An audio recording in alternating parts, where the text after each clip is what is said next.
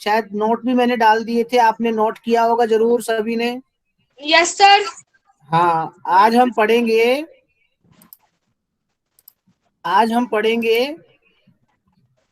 Books और burials हमें क्या सिखाते हैं, ठीक है। तो निकाल के रख लीजिए आप, take your notebook and take your history book, chapter number 3 और 4। कुछ बच्चों की बुक में वो चैप्टर नंबर 4 है। Yes sir. हाँ,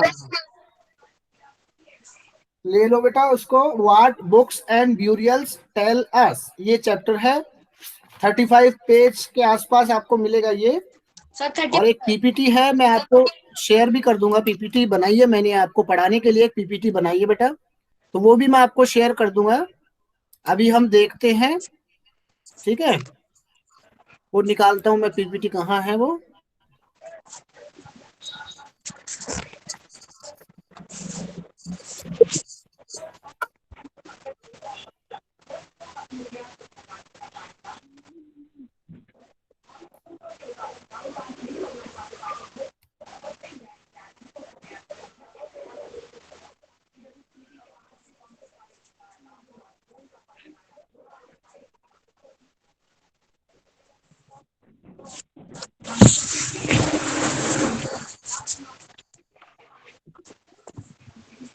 आपको दिख रही होगी पीपीटी,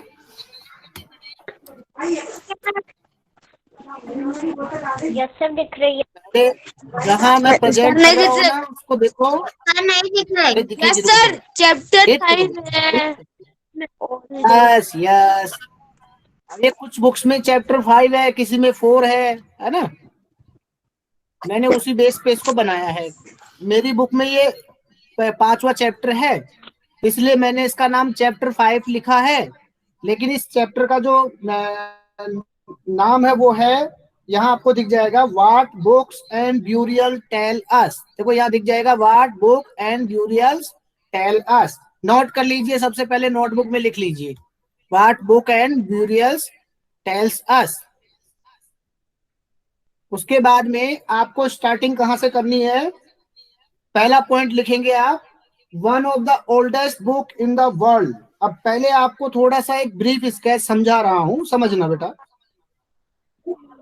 हम अगर सबसे पुरानी बुक की बात करें, the oldest book of the world, तो उस बुक का नाम है वेदास। ऋग्वेद। और उसमें भी सबसे पुरानी बुक है ऋग्वेद। शाबाश कार्तिक, वेरी गुड, आपका बिल्कुल राइट आंसर है।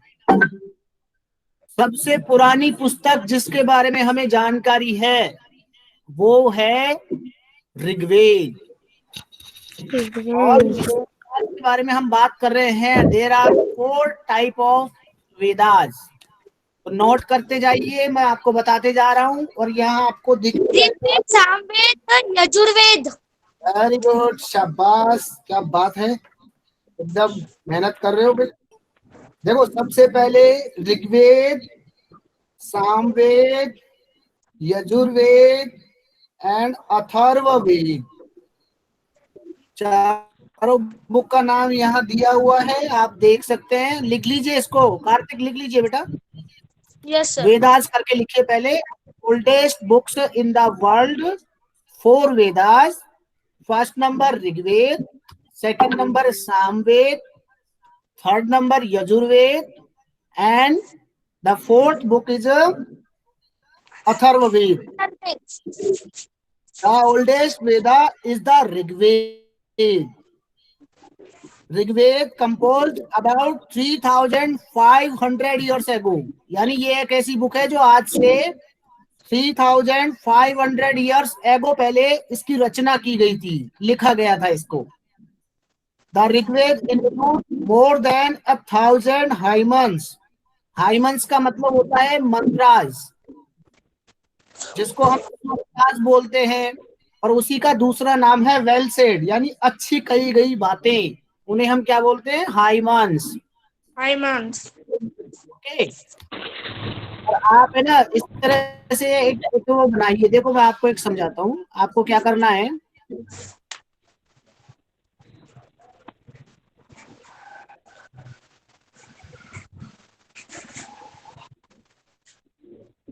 हाँ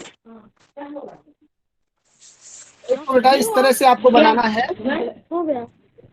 इस तरह से आपको दिख रहा है ना बेटा। माइक ऑफ रखो, माइक ऑफ रखो बेटा। सब लोग माइक ऑफ करके रखो।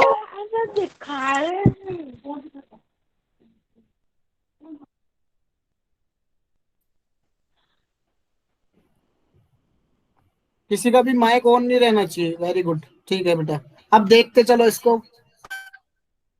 एग्रीकल्चर ये वाला नहीं, इसको मत देखना, इसको मत देखो। मैं जो कह रहा हूँ केवल उसको देखना, ठीक है। मैं क्या कह रहा हूँ आपको, आपको इस तरह से एक डायग्राम बनाना है, टेबल बनाना है। इस तरह से बनाइए टेबल। इस टेबल में सबसे ऊपर की तरफ यहाँ पे एक बॉक्स बनाइए, उसमें लिख दीजिए वेदास। वेदास लिख दीजिए। फिर इसके 4 कॉलम बनाइए, इस तरह से 4 कॉलम बनाइए। ऊपर लाइन डालिए इसमें, और इसमें यहाँ लिखिए ऋग्वेद, पूरा स्पेलिंग लिखेंगे ऋग्वेद। इसमें लिखेंगे सामवेद, इसमें लिखेंगे यजुर्वेद, और इसमें लिखेंगे अथर्ववेद। ओके। अब ऋग्वेद में जहां लिख रहे हो उसमें आप लिखोगे 1000 हाइमन्स, ऐसे लिखोगे। इसमें बुक में दिया हुआ है। दूसरा क्या लिखोगे इसी में, जहां ऋग्वेद लिखा था आपने, ऋग्वेद वाले कॉलम में क्या लिखोगे, कंपोज्ड।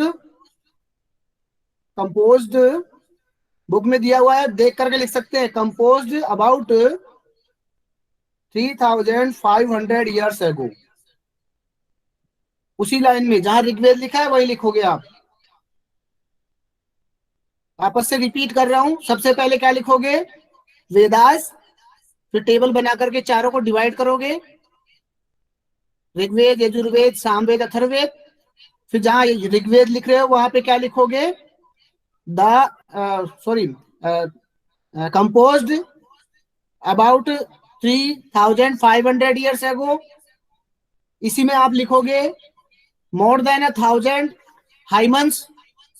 हाइमन्स का मतलब क्या होता है, सुक्ता, सुक्त, या फिर इसी को अगर हिंदी में कहेंगे तो अच्छी कही गई बातें। यानी जो सुक्त होते हैं, सुक्त का मतलब होता है वो बातें जो अच्छी तरह से कही गई हो। वो कहाँ लिखी हुई है, ऋग्वेद में लिखी हुई है।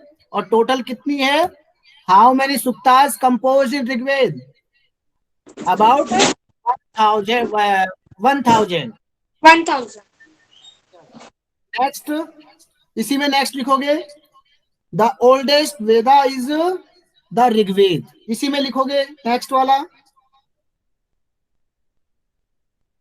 The oldest Veda Veda is the is Rigveda. The Rigveda. Rig- very good, शाबाश। लिख दिया होगा सभी ने। Yes, sir. ओके, यहाँ भी देख सकते हो, यहाँ लिखो। नेक्स्ट वाला लिखो अब, अच्छे से शो हो रहा होगा। In old Sanskrit differ from present Sanskrit.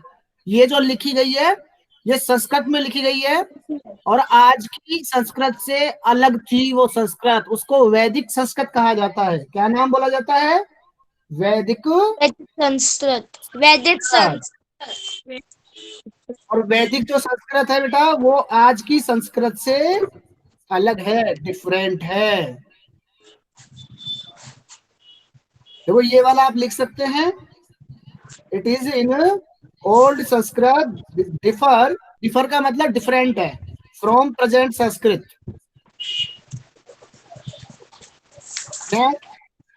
Next पे चले। अब इस लेसन में देखो, समझना इसको, इस लेसन में हम क्या सीखेंगे ये आपको इसमें समझना है। ये जो लेसन है ये हमें बताता है the Vedas what they tell us, कि वेद हमको क्या बताते हैं। पहला पॉइंट ये है, नोट मत करना, केवल पढ़ते चलो। नेक्स्ट क्या बताता है ये देखो, एक कंटेम्पररी कैलकोलिथिक सेटलमेंट, समय समय अनुसार कैसे कैसे बदलाव आया है। जैसे आपने हड़प्पा का पढ़ा था पहले, अब हड़प्पा से वैदिक संस्कृति कैसे बनी, यानी हड़प्पा के बाद में, सिंधु घाटी सभ्यता के बाद में वैदिक सभ्यता आई, वैदिक सिविलाइजेशन आया, वेदों की रचना हुई। तो कैसे कैसे हुई इस चैप्टर में आप समझेंगे। नेक्स्ट क्या समझेंगे इसमें, केस स्टडी पढ़ेंगे हम, द नॉर्थ वेस्ट की और डेक्कन की, दोनों की हम केस स्टडी करेंगे। यानी हम इस एरिया को, नॉर्थ वेस्ट को और डेक्कन एरिया को एक केस मानेंगे। जैसे पुलिस किसी केस को लेकर के जांच पड़ताल करती है, वैसे हम भी इसको केस मानते हुए इसकी स्टडी करेंगे। ठीक है। नेक्स्ट देखिए, देयर आर 4 वेदास, ऋग्वेद, सामवेद, यजुर्वेद, अथर्ववेद, सबने लिख लिया होगा। नेक्स्ट पढ़ेंगे, मैं वापस से रिपीट कर रहा हूं, आप पढ़ भी लेंगे, समझ भी जाएंगे। The oldest one is the Rigveda, 3500 years ago it contains over 1000 hymns, जिसको हम सुक्तार कहते हैं। The Vedas are religious text of Hinduism, जो हिंदू आदि लोग हैं, जो हिंदू धर्म के लोग हैं, उनके धर्म से जुड़ी हुई बातें इसमें लिखी हुई हैं। तो आपसे पूछा जाए कि ऋग्वेद में क्या लिखा हुआ है, तो आप जवाब देंगे the Vedas are religious text of Hinduism. Sir जो हिंदू धर्म के लोग हैं, उनके धर्म से संबंधित बातें इसमें लिखी गई हैं। यस बेटा Kartik. Sir Rigveda first printed book थी ना? यस बेटा, सबसे पहले अगर प्रिंटेड की बात करो ना, तो उस समय प्रिंट नहीं किया जाता था, प्रिंट मशीन तो थी नहीं, तो नेचुरल नेचुरल इंक लिया जाता था और मोर पंख से उसको लिखा जाता था, या टहनियों से लिखा जाता था।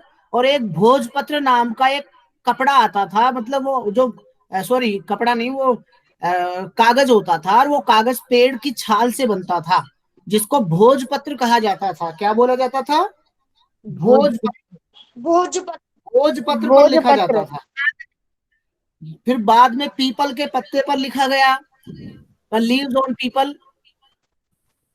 और उसके बाद धीरे धीरे धीरे धीरे कागज का निर्माण होना शुरू हो गया।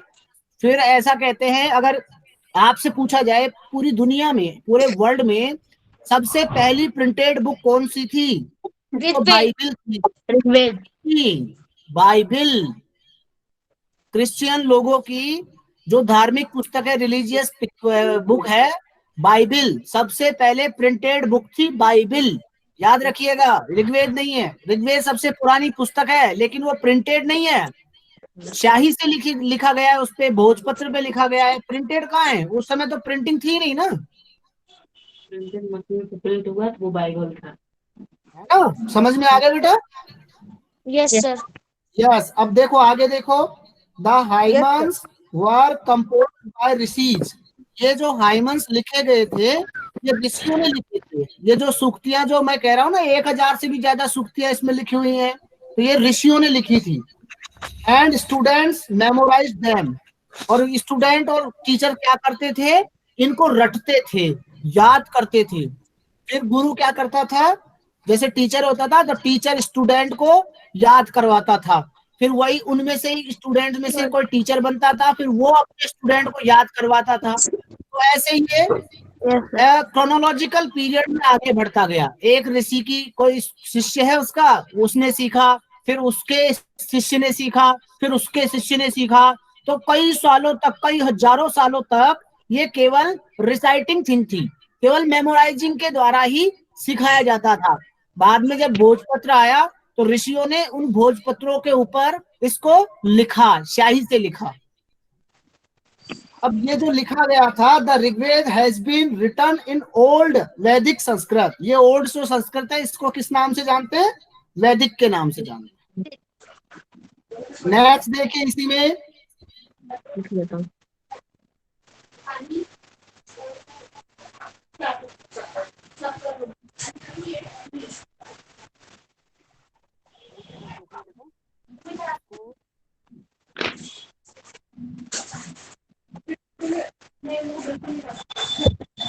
वाली बुक में।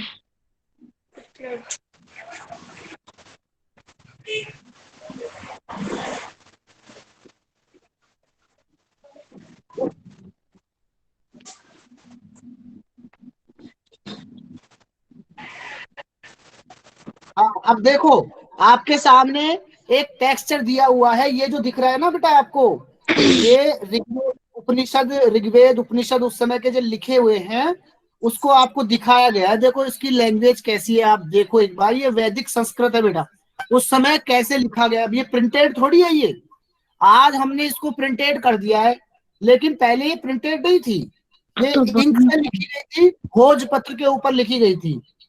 अब देखो इसमें लिखा हुआ है, उसको पढ़िएगा। The Vedas were written down much later. Vedas को बहुत बहुत दिनों बाद में लिखा गया था, पहले लिखा हुआ नहीं जाता था, स्टूडेंट केवल रटते थे। देखो ये लिखा हुआ है, students learn the hymn and pass it on the other generations by memorizing and not writing. जो स्टूडेंट थे वो अगली पीढ़ी को सुनाते थे, फिर उससे अगली पीढ़ी तक सुनाते थे, तो ऐसे पीढ़ी दर पीढ़ी सुनाया जाता था। लिखा हुआ नहीं था, केवल याद करके स्मरण करके ही वेदों की पढ़ाई होती थी, उपनिषदों की पढ़ाई होती थी। उपनिषद भी वेदों का ही भाग है। एक उपनिषद की फोटो यहाँ आपको दिखाई गई है, आप देख सकते हैं, इस तरह से लिखा हुआ होता था। नेक्स्ट देखेंगे, ये ऋषि, एक ऋषि की फोटो है। ऐसे ऋषियों ने, ऐसा जब देख रहे हैं इनके हाथ में कुछ भी नहीं है, ना पेन है ना कॉपी है, कुछ नहीं है, इनको याद है वेद, तो ये अपने स्टूडेंट्स को सुना रहे हैं वेद। आप पिक्चर में देख सकते हैं इसको। नेक्स्ट देखो, some of the suktas are in the form of dialogue between saint Vishwamitra and two rivers Vyas and Sutlej. आपकी बुक में एक विश्वकर्मा नाम के एक सेंट हैं, तो दो नदियों के बीच में आपस में बात हो रही है, एक तो व्यास नदी है और दूसरी नदी है सतलुज। तो व्यास और सतलुज नदियों की बात विश्वकर्मा से हो रही है, विश्वामित्र से हो रही है। विश्वामित्र आपस में इनसे बात कर रहे हैं, तो कुछ जो सूक्तियां है ना वो डायलॉग की तरह लिखी हुई है। डायलॉग जानते हैं ना, जैसे फिल्मों के डायलॉग होते हैं, सीरियल्स में डायलॉग होते हैं। आगे देख, when was the Vedas written. अब प्रश्न हमारा ये होगा, when was the Vedas written, कि वेदों को सबसे पहले कब लिखा गया। तो आगे पढ़िए इसमें, the Vedas meaning knowledge. Vedas का मतलब क्या होता है, वेदास का जो वर्ड है वो देखो हिंदी में भी समझाता हूँ आपको, संस्कृत में भी समझा रहा हूँ। माइक म्यूट करके रखिए बेटा, सब लोग माइक म्यूट करके रखिए। अब देखिए वेदास का मतलब क्या होता है, इंग्लिश में भी समझ लेना और संस्कृत में भी समझ लेना। वेदास जो शब्द है, पहले संस्कृत में देखिए, वेदास, ये वेदास, ये जो आप वेदास बोल रहे हैं ना, संस्कृत में इसको वेद कहा जाता है, वेद, ये कहा जाता है इसको वेद। और वेद जो शब्द बना है, वेद शब्द बना है विद धातु से। विद, ये एक धातु है संस्कृत की, विद, और इसका मतलब होता है जानना। वेद का शब्द जो बना है वो विद से बना है, और इसका मतलब होता है जानना। यानी वेद का मतलब क्या है, जानने योग्य। अब जानने योग्य कोई चीज होती है तो उसको क्या कहते हैं हम, कोई भी चीज जो जानने लायक होती है, जानने हेतु होती है, उसको कहते हैं ज्ञान। तो वेद का मतलब क्या हो गया, ज्ञान। संस्कृत का मीनिंग समझ गए होंगे, वापस से बता रहा हूं। वेद विद धातु से बना है, और विद का मतलब होता है जानना, जो जानने के योग्य हो, और जो जानने के योग्य होता है उसे कहा जाता है ज्ञान। ज्ञानम परम आभूषणम, ज्ञानम प्रथम आभूषणम, ज्ञानम अंतिम आभूषणम।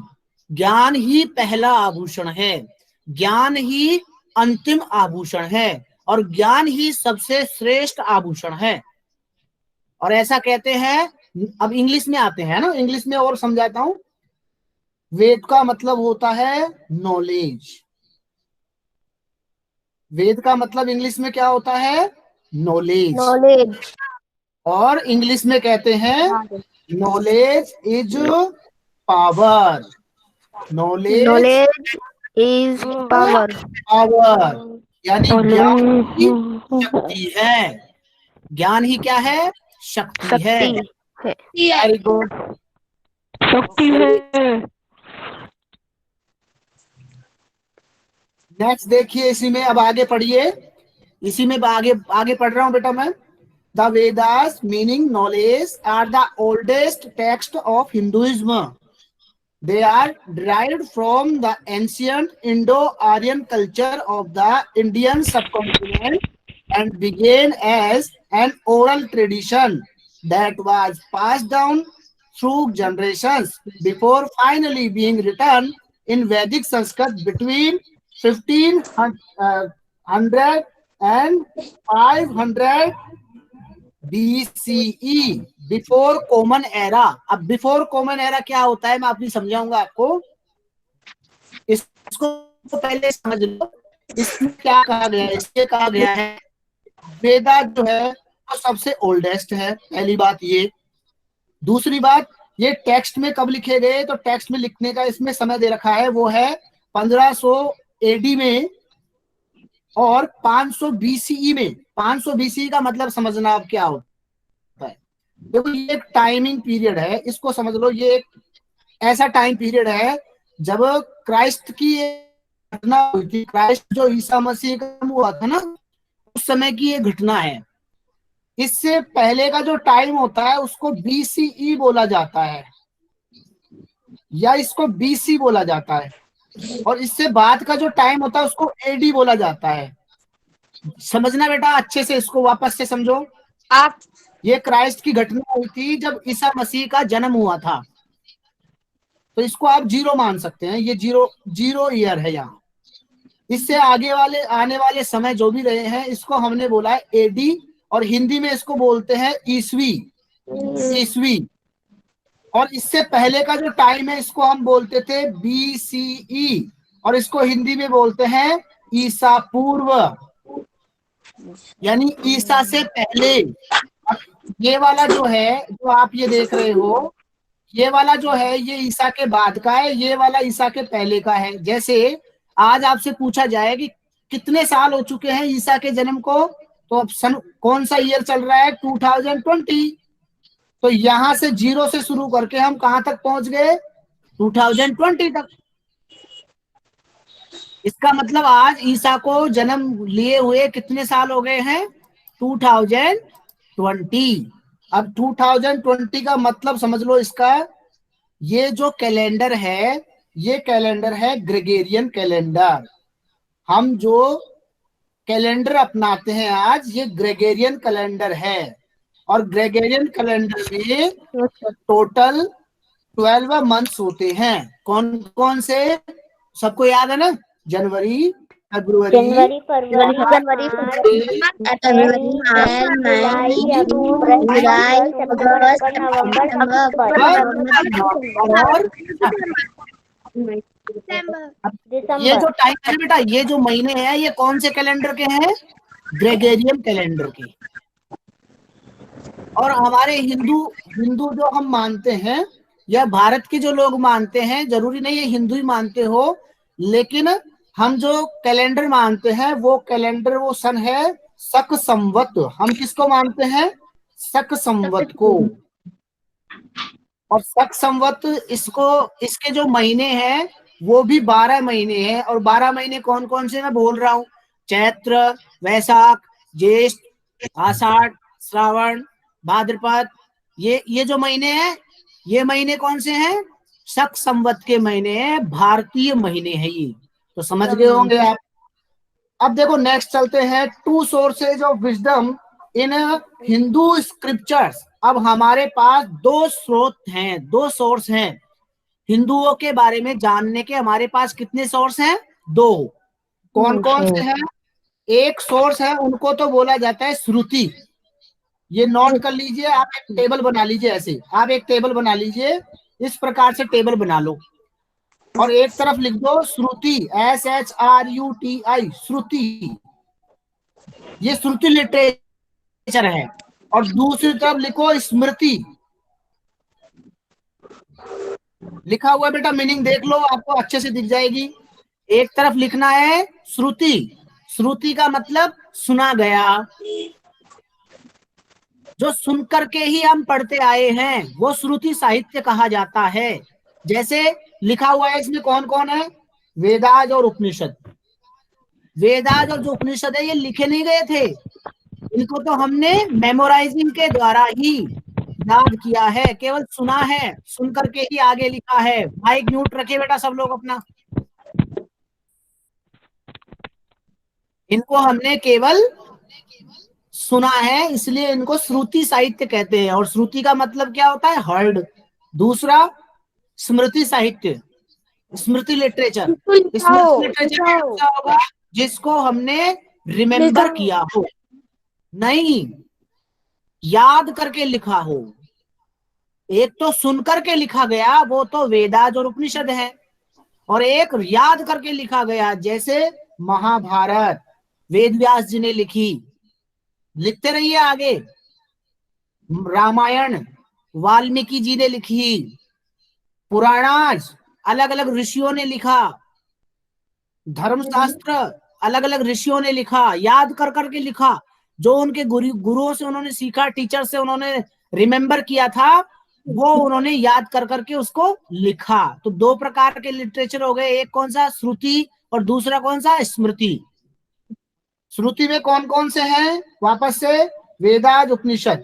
स्मृति में कौन कौन से हैं, महाभारत रामायण पुराणास धर्मशास्त्र। अब आगे देखिए इसी में श्रुति आर हर्ड। अरे माइक म्यूट रखिए ना बेटा, आपकी आवाज इको होती है फिर। माइक म्यूट रखिए बेटा। यस, देखिए बेटा अब यहाँ आगे पढ़िए। Shruti are heard by rishis और holy man and passed down over thousands of years. Shruti जो साहित्य था वो ऋषियों के द्वारा और पवित्र लोगों के द्वारा लिखा गया, जो कई सालों पहले लिखा गया था, केवल सुना गया था उन लोगों से। उन लोगों ने उन लोगों की बातों को सुनते सुनते आगे जनरेशन तक पहुंचते गए, और फिर बाद में इनका संकलन किया गया, एक जगह कलेक्ट किया गया। They are the oldest scripture containing hymns and prayers used daily। अब इसमें क्या है, जो श्रुति साहित्य है ना, इसमें श्रुति साहित्य में क्या है, हाइमन्स हैं और प्रेयर्स हैं, जो वो डेली किया करते थे अपने भगवान के लिए, अपने गॉड के लिए, गॉडेस के लिए जो प्रेयर करते थे, उस प्रेयर को लिखा गया है। वो दो तरीके से लिखी गई है, एक तो हाइमन्स की तरह और दूसरी प्रेयर्स की तरह। हो गई स्मृति और श्रुति। नेक्स्ट देखिए, स्मृति का मतलब क्या होता है। स्मृति आर रिमेम्बर्ड।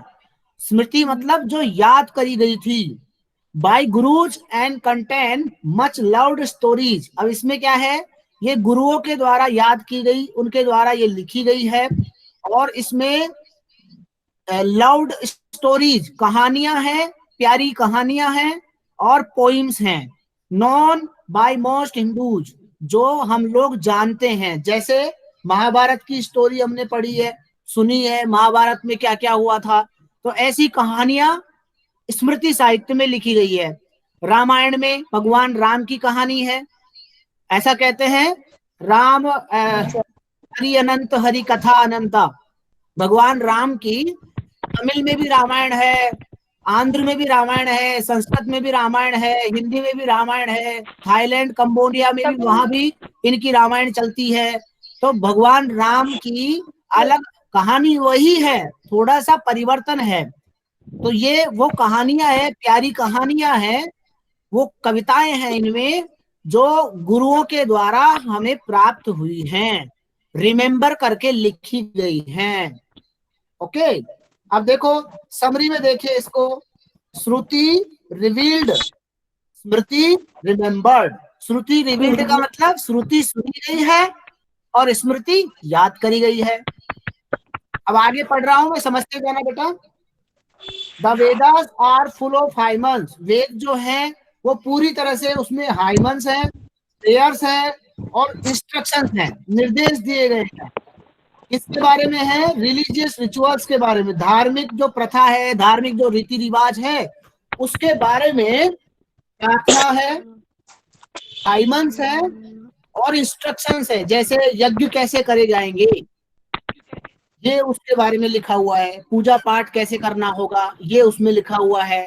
पोएम्स लिखी हुई है, सूक्तियां लिखी हुई है। आगे देखिए इसी को, the Upanishads are secret messages found within the Vedas concerning karma, Brahmana and आत्मना। समझना, इसको नोटिस करना, अंडरलाइन कर लेना। अभी बुक में भी दे रखा है या फिर लिख लेना, यहां से लिख लेना। The Upanishads are secret messages, उपनिषदों में गुप्त संदेश दिए गए हैं, गुप्त। और वो कहाँ मिले हैं? इन चीजों को शामिल किया है उन मैसेज में।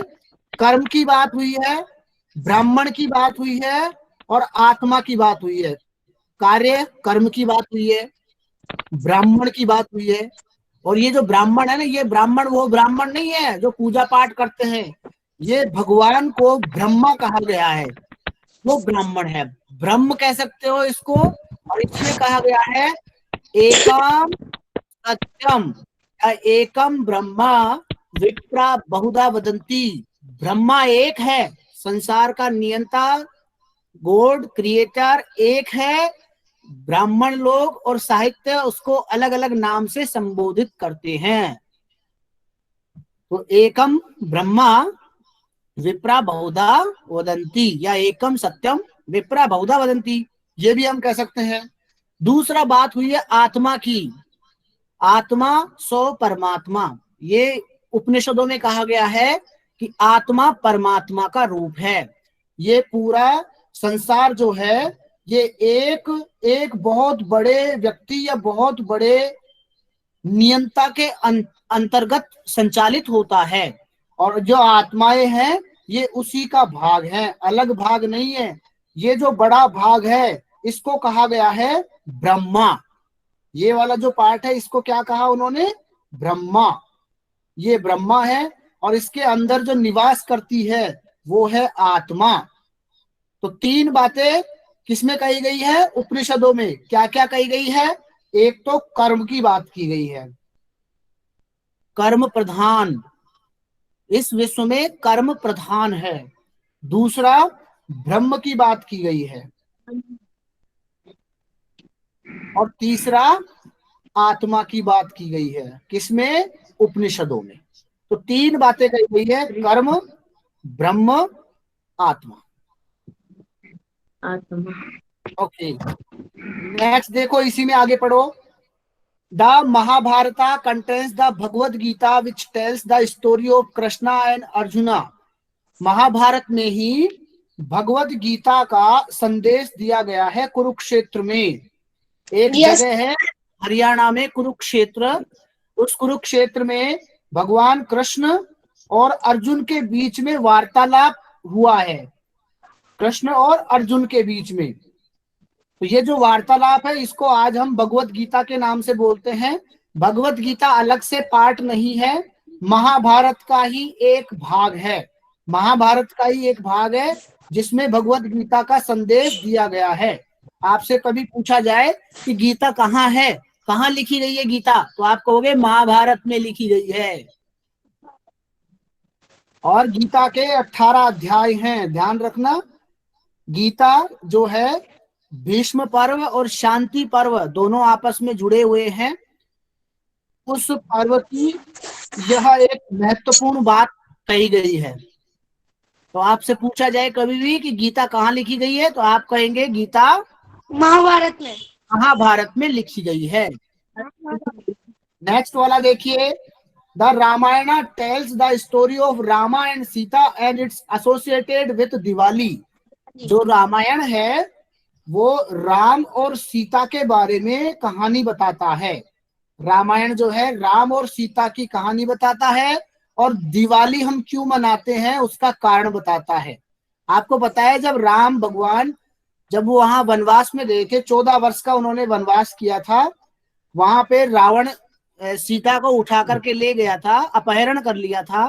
फिर राम ने रावण को मारा और जब वो वापस से अयोध्या लौटे तो अयोध्या लौटने की खुशी में अयोध्या के लोगों ने राम के लिए घी के दिए जलाए थे और खुशियां मनाई थी, पटाखे जलाए थे, बहुत पकवान बनाए थे, इसलिए बचाए थे पूरा अयोध्या। दिवाली मनाते हैं।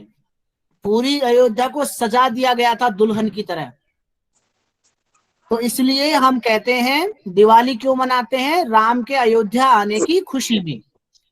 तब से पूरे भारत में दिवाली को मनाया जाता है। तो ये कहानी कौन बताता है, रामायण बताती है। ये कहानी कौन बताता है, रामायण। और रामायण किसने लिखा है, नाम लिख लीजिए, वाल्मीकि। वाल्मीकि। वाल्मीकि नहीं, वाल्मीकि सागर। वाल्मीकि नहीं, वाल्मीकि जी। सर वाल्मीकि। सर वाल्मीकि सागर। अरे भाई, वाल्मीकि।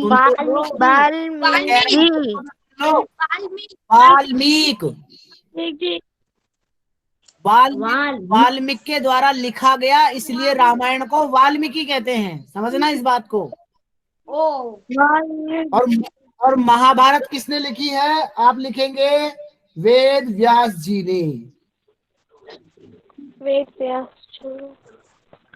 महाभारत किसने लिखी है, वेद व्यास जी ने। वेद व्यास जी।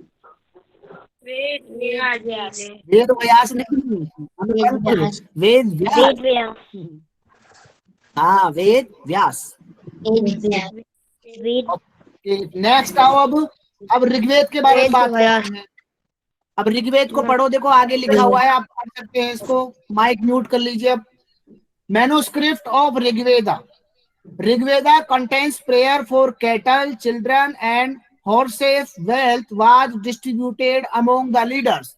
ऋग्वेद में क्या है, कैटल्स की, चिल्ड्रंस की, और अपने धन को, अपनी संपत्ति को बढ़ाने के लिए प्रेयर्स, भगवान के लिए प्रेयर्स कहते थे लोग। अपने आप को सुखी करने के लिए, अपने बच्चों को सुरक्षित रखने के लिए, अपने जो कैटल्स होते थे उनको सुरक्षित रखने के लिए क्या करते थे, प्रेयर किया करते थे। और जो वहां के जो राजा होते थे, वहां के जो पुजारी होते थे, और जो लोग होते थे, उन लोगों में आपस में धन की कोई कमी ना रहे, आपस में सब लोग हमेशा सुखी रहें। और आप जब सुनोगे तो कई जगह आपको ऐसे सूक्त, ऐसे मंत्र मिल जाएंगे, जैसे आपको पता है ये जो आप मंत्र बोलते हो ना, अस्तोमा सदगमय, तमसोमा ज्योतिर्गमय, मृत्योर्मा अमृतम गमय, ये भी वेदों पुराणों से ही लिया गया है। ये गायत्री मंत्र भी, बिल्कुल, गायत्री मंत्र भी वहां से लिया गया है, ऋग्वेद से लिया गया है। गायत्री मंत्र ऋग्वेद का ही पार्ट है, ध्यान रखना। Yes sir. आगे देखिए, आगे पढ़िए इसी को। According to the Rigveda yajnas were perform, यज्ञ किए जाते थे। ऋग्वेद के अनुसार, ऋग्वेद में यज्ञ के बारे में बताया गया है, यज्ञ किए जाते थे। Most man took part in wars, ज्यादातर जो आदमी होते थे, जो पुरुष होते थे, वो युद्ध किया करते थे। The Rigveda divides people into groups on the basis of their work. Rigveda को मुख्य रूप से लोगों को दो भागों में बांटा गया है ऋग्वेद के अनुसार, उनके काम के अनुसार बांटा गया है। एक तो किसको बांटा गया है, ब्राह्मणों को, और दूसरा बांटा गया है राजाओं को। जो ऋग्वेद में जो अलग अलग डिस्ट्रीब्यूशन हुआ है लोगों का, वो दो प्रकार के लोग बताए गए हैं। कौन कौन से, एक तो ब्राह्मण और एक राजा। आगे पढ़िए इसी को। पीपल, और यहाँ पढ़ रहा हूं बेटा मैं, देख रहे हो ना आप, पीपल और the community as a whole have been referred to as jana और विश। अब वहां उस समय ऋग्वेद के समय में, वैदिक टाइम में जो लोग रहते थे ना, देखो जैसे ये कोई पार्टिकुलर प्लेस है, यहाँ पे मान लो लोग रहते हैं, तो इस एरिया को जन कहा जाता था। क्या बोला जाता था, जन। या दूसरा इसका नाम था विश्व। जन या विश्व, विश्व नहीं, विश्व, या तो जन या विश्व, विश्व। विश्व। ये देख लो, इसको बोला जाता था जन, और इसको बोला जाता था ये विष, ये वाला विष, ये वो जहर पॉइजन वाला विष नहीं, ये वाला, है ना। आगे आगे पढ़िए। The composers of hymns called themselves Aryas. अब जो ये सूक्तियां लिखी गई है ना, ये जो सूत्र लिखे गए थे ऋग्वेद में, जो अपन ने पढ़े थे कि 1000 हाइमन्स लिखे गए थे, ये जिन लोगों ने लिखे हैं ना, उन लोगों को बोला जाता था आर्याज। आर्यस। इन लोगों को आर्याज बोला जाता। और इनके जो अपोजिट थे, ये तो आर्याज थे जिनको ऊंची जाति के मानते थे, और जो दूसरे लोग थे उनको बोलते थे दासाज या दस्युज। या तो उनको बोलते थे दूसरे लोगों को दासाज, या दूसरा इनका नाम था दस्यु। तो देखो, दो प्रकार के लोगों की बात कर ली हमने। मैं वापस से बता रहा हूं, देखना, यहां से डिवाइड कर रहा हूं।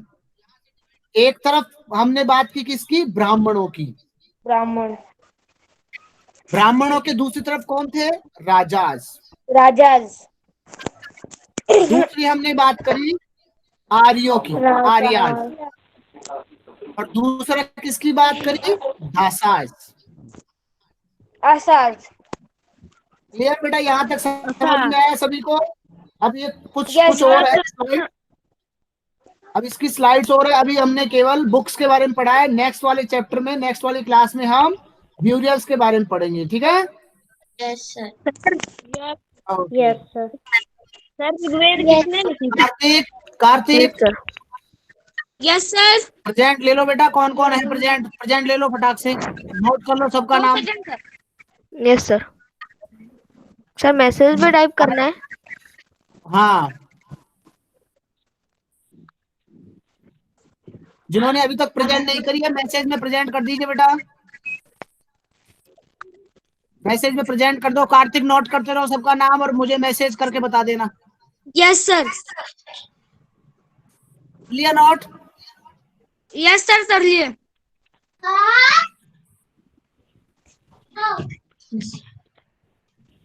इतना जोर से बोलते हो, आपकी आवाज जामई तक सुनाई देती है मुझे।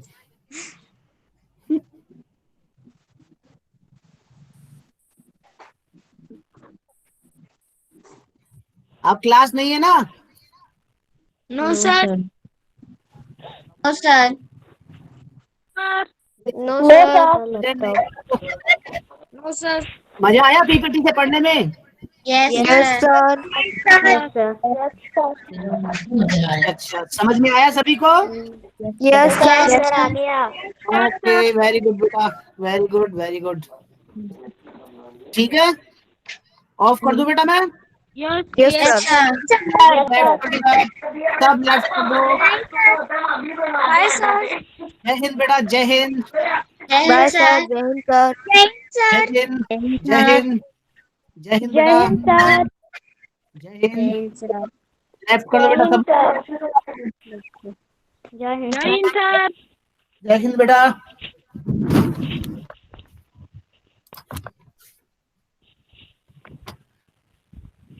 यस, लेफ्ट कर दो बेटा।